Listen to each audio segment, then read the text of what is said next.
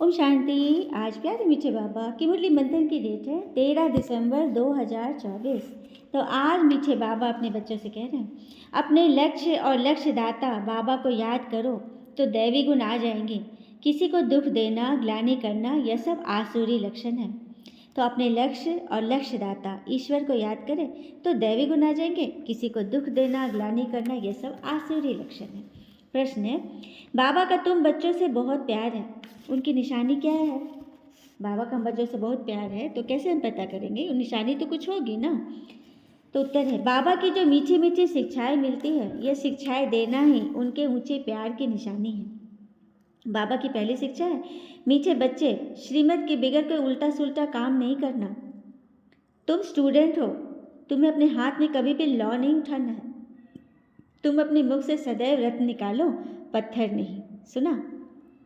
बाबा की मीठी मीठी शिक्षाएं हैं, यही उनके ऊंचे प्यार की निशानी। क्यों? हमें समझा रहे हैं, हमें रोक नहीं रहे, हमें छोड़ नहीं रहे, हमें श्रीमत की पाठ पढ़ा रहे ताकि उल्टा सुल्टा काम ना करे। स्टूडेंट को कभी अपने हाथ में लॉ नहीं उठाना चाहिए। उनके मुख से सदैव रत्न निकले, पत्थर नहीं। ओम शांति। पिता बैठ बच्चों को समझाते हैं। अब इनको लक्ष्मी नारायण तो अच्छी रीति देख रहे हो ना, देख रहा है ना सभी को। यह है तुम्हारी एम ऑब्जेक्ट, अर्थात तुम इस घराने के थे। कितना रात दिन का फर्क है ना। हमें इससे घड़ी घड़ी इनको देखना, कोई भी उल्टा सुल्टा हमको ऐसा बनना है। श्रीमत बिगड़ की महिमा तो अच्छी रीति ध्यान के लिए में डायरेक्शन, ये पॉकेट में रहने से तो हमें इस पर सही बात। सभी अपने पर्स में पॉकेट में रहे, बेकायदे चलन से नुकसान बहुत, क्योंकि भगवान हो सकता है फिर कड़ी सजाएं भी खानी पड़े। अगर अंदर में दुविधा लेंगे नहीं तो बाबा के साथ साथ इसको दे अभिमान, उनके पास बेहद का हमारा हिसाब किसी बात में फंस जाते हैं। और कई वर्ष सजाएं खाई है हमने द्वापर से। इस दुनिया में कितना अपार दुख है। अभी बाबा कहते हैं उस सब बातें भूलो, मुझे याद करो, सारी दुविधा अंदर से निकाल दो। अच्छा, दुविधा हमें पता है किस चीज़ की होती है? कभी कभी ना हमारे किसी शरीर में दर्द होता है, जैसे घुटने में दर्द हो गया तो बड़ा दुविधा में फंस जाते हैं। और कहते हैं ना कि समस्या किसी भी क्षेत्र की हो, उसके लिए हम एक विधि अपनाएं। एक उदाहरण लीजिए, मान लीजिए हमारे घुटने में दर्द है और हम दिन रात यही चिंतन कर रहे कि घुटने में दर्द है, घुटने में दर्द है, क्या करूं? उठा नहीं जाता, बैठा नहीं जाता, चला नहीं जाता। यह दर्द क्या मेरे को ही होना था? मैंने ऐसे कौन से पाप किए जो मेरे को इतनी तकलीफ है? उसके बजाय हम कोई आता है उसको भी हम बैठ के सुनाते रहते, मुझे तो दर्द है, मुझे तो दर्द है। तो हम क्या कर रहे हैं ना, आइए एक उपाय करते हैं। तो ये सब कहने के बजाय हम एक चार्ट लिखते हैं, उसमें बीचों बीच एक चार्ट कॉपी लेते हैं, एक ड्राइंग कॉपी, और घुटने की एक पिक्चर बनाइए उसके बीचों बीच, और घुटने के चारों ओर अपने शरीर के उन सभी अंगों की पिक्चर बनाइए जो स्वस्थ है। जैसे हमारी पिंडलियाँ स्वस्थ है, पंजे स्वस्थ है, कमर स्वस्थ है, हाथ स्वस्थ है, उंगलियाँ स्वस्थ है, पेट, फेफड़े, गुर्दे, आँख, नाक, कान, सर, मस्तक वगैरह वगैरह सारे अंग स्वस्थ हैं। यहाँ तो हमने कुछ अंगों के नाम लिख दिए। अब अगर प्रतिशत निकाला जाए तो हमारे सैकड़ों स्वस्थ अंगों में से अंदर के भी सारे पार्ट, सिर्फ एक अंग में दर्द है या 1% ही दर्द है, लेकिन हम उसे इतना बढ़ा चढ़ा कर सोच रहे हैं, बोल रहे हैं, चर्चा कर रहे हैं, खाते पीते चलते फिरते, बस वही 1% दर्द है, हम उसी को उसी की मतलब ध्यान कर रहे हैं। और इतने सारे अंग स्वस्थ है, उसके प्रति एकदम नगण्य हो गए, जीरो हो गए। हम घुटने का इलाज करें, परहेज करें, एक्सरसाइज करें, पर घुटने के साथ साथ मन को तो बीमार न करें, मनोबल को कमज़ोर न करें, मन को नेगेटिव न बनाए, क्योंकि घुटना तो शरीर का केवल एक अंग है, लेकिन मन तो बीज है। अगर पेड़ की एक छोटी शाखा खराब हो जाए तो उसके लिए पूरे बीज को ही नष्ट कर दे तो बाकी पेड़ का क्या होगा? जड़ को कैसे हम नष्ट करेंगे? उसी तो मन हमारा जड़ है और जड़ को पकड़ते हैं बाबा। बाबा हमें वही ज्ञान सुना रहे हैं जिससे हमारा मन रूपी बीज हमेशा उमंग, उत्साह में, खुशी में, पॉजिटिविटी में रहे और रखे। जो भी आत्मा हमसे जुड़े उनके जीवन का कल्याण हो जाए। ये कितनी बड़ी बात है ना? तो यही ज्ञान भगवान कहते हैं कि अपने भाई भाई को भी समझाने दो, सबको बताओ, क्योंकि किसी को पता नहीं है और सभी इस उलझन में पड़े हैं, फंसे हैं। तो निकालेगा कौन? कि बाबा आगे कह रहे हैं कि मेरा काम है शिक्षा देना, तुम्हारा काम है पढ़ना, लेकिन स्टूडेंट को हाथ में लॉ नहीं उठाना है। तुम स्टूडेंट हो ना, किसी पर भी उंगली नहीं उठानी है। बाबा का डायरेक्शन है, बाबा समझेंगे। जो जैसा कर रहा है भगवान है ना देखने वाले।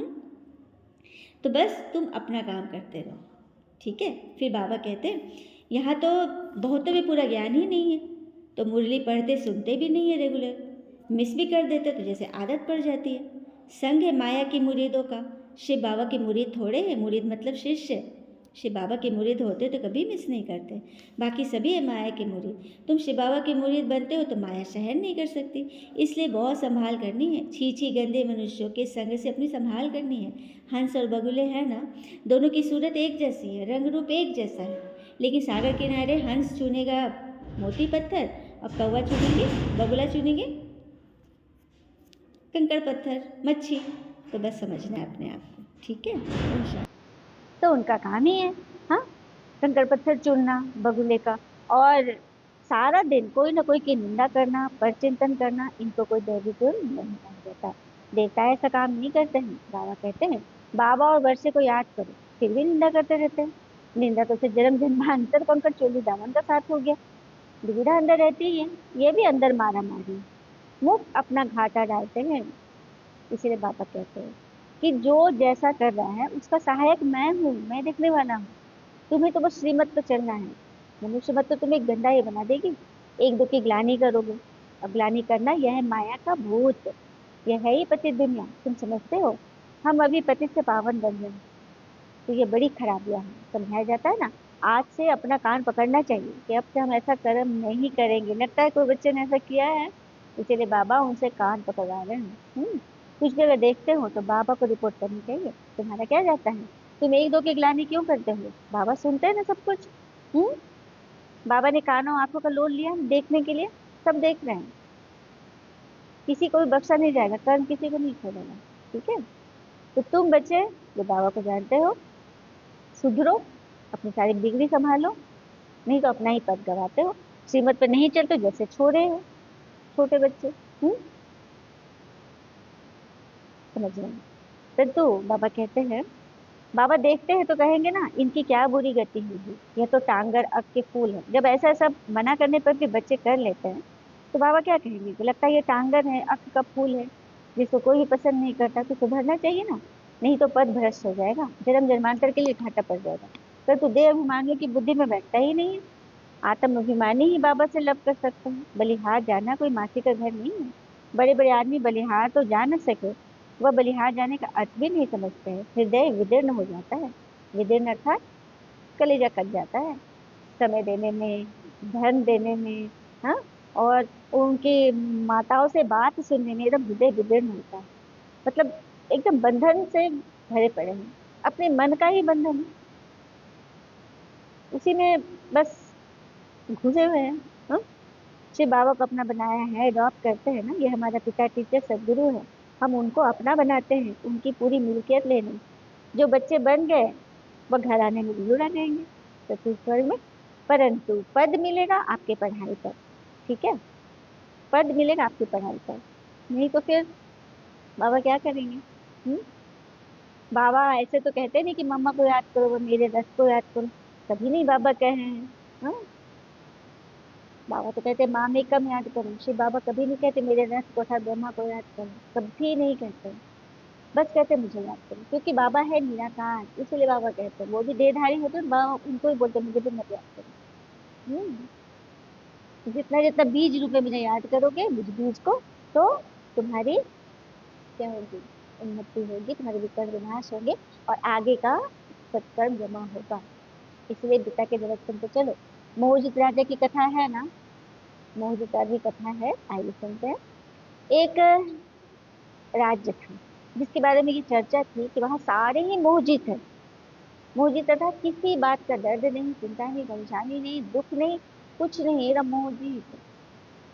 तो उस राज्य का एक राजकुमार जंगल शिकार खेलने चला था। तो रास्ता भटक गया, एक साधु के कुटिया के पास पहुंचा, पानी नहीं पिया। साधु जी पूछे कि कहाँ से आए हो? कहा मोहजित नगर से आए हैं। साधु को बड़ा आश्चर्य हो, मोहजित नगर रहता है? हाँ, वहाँ सारे मोहजित हैं। मोहजित? हाँ, किसी को दुख तरफ चिंता है ही नहीं। अच्छा, मैं मान ही नहीं सकता हूँ। चलिए, आपके राज परिवार में नहीं होगा क्या? राज नगर में भी प्रजा भी ऐसी है? राजकुमार ने एकदम डंके की चोट पे बोला, हाँ हाँ, सारे ही ऐसे हैं। तो साधु बोलते, मैं इसकी जांच करना चाहता हूँ। राजकुमार ने कहा, हाँ हाँ, कर लीजिए। तो ठीक है, आप अपना ये शर्ट उतार के दीजिए जो उन्होंने पहना था कुर्ता, और उसको उन्होंने लाल रंग से रंग दिया और बोले कि आप यहीं बैठे, मैं आपके नगर में जाके पता करता हूँ कितने लोग मोहजित हैं। तो साधु चल दिया आजमाने के लिए। तो वहां नगर के द्वार पर जैसे पहुंचा, द्वारपाल लोग मिले, बोले कहाँ जा रहे हो? तो मैं राजा से मिलने जा रहा हूँ। तो क्यों? तो उनके राजकुमार को मतलब वो जानवरों ने मार दिया है, ये उनका वस्त्र है। उन्होंने देखा है राजकुमार का वस्त्र है, और लाल रंग लगा कि खून है। तो अच्छा, राजकुमार जी का? ओहो, भगवान उनकी आत्मा को शांति दे, ऐसे करके वो लोग फिर अपने काम में लग गए। साधु को लगा कि गजीब पागल है, इसके राजकुमार का हत्या हो गई, इन लोगों को कुछ लगा ही नहीं। बोला चलो चलो, ये लोग दरबार है, इन लोगों को क्या मतलब होगा, चलो आगे चलते। फिर आगे गया, नगर में घुसा, तो देखा ये धोबी है। उससे बोला, उसने पूछा कहाँ जा रहे हो महाराज जी, नमस्कार। बोला हाँ हाँ, उसको तो बताना था ना, तो मैं राजा से मिलने जा रहा हूँ। तो कोई खास वजह? हाँ हाँ, उनका पुत्र जो है ना राजकुमार, क्या तो नाम होगा, विजय, उनकी मृत्यु हो गई। अच्छा, मृत्यु हो गई कैसे? तो जानवर ने मार दिया, ये देखिए उनका सबूत, सबको दिखा भी रहा है। तो अच्छा अच्छा राजकुमार जी बड़ा कम समय में चले गए, लेकिन कोई बात नहीं, भगवान सबकी रक्षा करेगा, ऐसा बोल के वो भी अपने दिशा में चल दिए, काम पे लग गए। तो बड़ा आश्चर्य लगा कि क्या है ये। फिर आगे क्या देखा कि एक औरत पानी भर रही है कुएं पे। बोले ये औरत लोग तो थोड़ा सा होती है, मतलब थोड़ा चिंता वाली करने वाली होती है, इनको बताता हूँ। उनको बोला, वो भी बोली कि अरे राजकुमार जी वो तो बहुत अच्छे हैं, बहुत बार हमसे पानी पीने भी आते हैं इधर टहलते हुए। तो भगवान उनकी आत्मा को सच्ची, और उनको बहुत अच्छा नया जन्म मिले। मैं बस भगवान से यही प्रार्थना करती हूँ, और एकदम फिर अपने काम में लगी, पानी भरने लगी। अभी तो लग रहा है कि यहाँ लोग दर्द चिंता मैंने जानते ही नहीं है क्या, क्या है ये। फिर गए, चलो बोले चलो, प्रजा के लोगों को क्या मतलब है, हाँ क्या हो, राज दरबार में तो राजा को तो जरूर मतलब होगा। तो वहां गए, तो जो भी मिले मंत्रीगण सबको बताते, सब ऐसे ही बोले। बोले अरे मंत्रीगण को दरबारियों को क्या है, परिवार को होगा। तो गए तो उसके भाई बहन मिले, उनसे पूछा, बताया। तो बोले कि तो अच्छा भैया, तो नहीं रहे, कोई नहीं, भगवान की आत्मा को शांति दो भगवान। तो वो हम उन लोग उसके अच्छे दिन याद करने लगे कि मेरा भाई इतना अच्छा था, और अच्छी अच्छी बातें याद करके, मतलब कि एकदम दुख चेहरा पे ही नहीं, एकदम चिंता के बल भी नहीं। बड़ा आश्चर्य लगा सब, बोलता कहते चल भाई बहन को क्या होता, मतलब माँ को जरूर होगा, माता पिता को। फिर आगे गया, तो रानी मिली, राजमाता को भी बताया, वस्त्र दिखाया कि आपको तो अच्छा, मेरा बेटा मतलब बहुत कम आयु में चला गया। चलिए भगवान उसको फिर से नया जन्म मिले, वो राज परिवार में ही जन्मे। मैं उसकी माँ उसके लिए यही दुआ करती हूँ। बोले कह रहे माँ को भी क्या मतलब होगा, और तो ऐसे बुद्धि नहीं होता है, ऐसे ऐसे मन में सोच रहा है। महाराज तो जरूर लगेगा, उनका उत्तराधिकारी था ना, तो उनके पास गया। तो राजा बोलते हैं, तो अच्छा, राजकुमार विजय वीरगति को प्राप्त किए, जानवर ने मतलब उनको मारकर अपनी भूख मिटाई, तो जाते जाते उन्होंने सेवा कर ली। वाह, बेटा हो तो ऐसा। अब तो साधु को लगा कि उनको लगा कि अब गश खाने लगेंगे, एकदम चक्कर आने लगा। वो बोला महाराज की जय हो, और सारी बात बताई, और फिर राजकुमार को अपने घर से विदा किया। तो ये होती है मोहजित राजा की कथा। कैसा था कथा, है ना, एकदम फर्स्ट क्लास। तो बाबा ऐसा बच्चा बनाने जा रहे हैं, जिसको किसी बातें जो होंगी जीवन में, बातें तो आएंगी ही, कहते हैं ना, समस्या, समस्या, कोई में समस्या रचने की शक्ति है। कोई है कि आपको बहुत प्रॉब्लम दे रहा है, या फिर परिस्थिति आ रही है, देखिए आप में मिटाने की भी तो शक्ति है, देखिए कौन है आपके साथ, कौन खड़ा है, उसको नजरअंदाज मत कीजिए। समस्याएं तो रहेंगी, समस्याओं को मिटाया नहीं जा सकता, लेकिन उसको निष्क्रिय किया जा सकता है। जैसे कि पता चलता है हमें कि कहीं कहीं बम लगा है, ठीक है, टाइम बम फेंक दिया है, हम क्या करेंगे? निष्क्रिय कर सकते हैं, हम उसको लेकर के उसके तार को हटा सकते हैं, कट कर सकते हैं, ताकि वो हमारा नुकसान न करे। उसी तरह समस्याओं को भी निष्क्रिय कर दो। कैसे करेंगे उसको? जो आपका कुछ बिगाड़ ही नहीं सकती, जहां पड़ी है वहीं पड़ी है, आप उसको सहयोगी बनाइए। आप, आपका मनोबल बढ़ाएं, आप में आगे बढ़ने की प्रचंड चेतना पैदा करें, आपके भीतर जो रुकावटें थी उसको खत्म कर दे। समस्या को याद करते रहोगे ना, तो वो और बड़ी होती है ना।